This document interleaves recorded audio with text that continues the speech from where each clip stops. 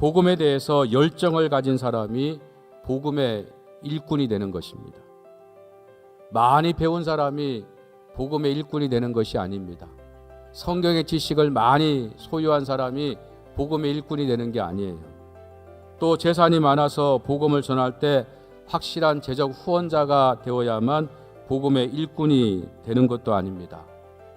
복음의 일꾼이 되기 위해서는 가장 중요한 것이 열정입니다. 열정. 오늘 우리는 본문을 통해서 이런 열정을 가진 사람을 만나게 됩니다. 바울은 복음에 대해서 열정이 있었습니다. 그래서 그렇게 어렵고 힘든 일이 있음에도 불구하고 복음을 전하지요. 열매를 맺는 것은 하나님께 맡기고 자기 자신은 사역 감당해야 될 복음을 전하는 사역에 꾸준히 감당해 나아갑니다. 그래서 하나님의 복음이 전파된 거예요. 이 복음의 열정을 갖기 위해서는 말씀에 붙잡힌 자가 되어야 합니다.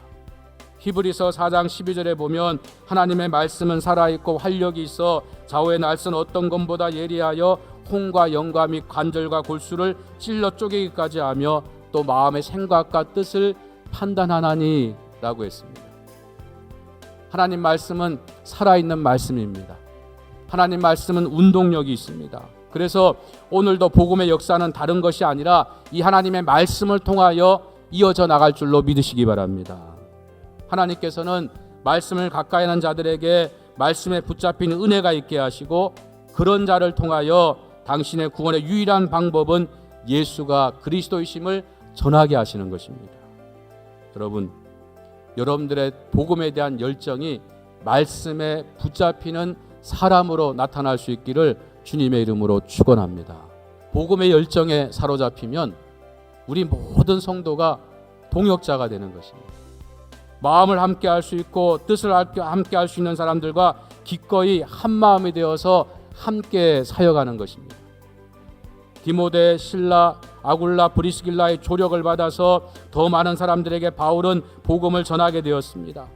뿐만 아니라 신라로부터 온 빌립보 교인들의 선교비를 통하여 시간을 보장받을 수 있었고 그들의 따뜻한 마음에서 오는 용기를 얻을 수가 있었습니다.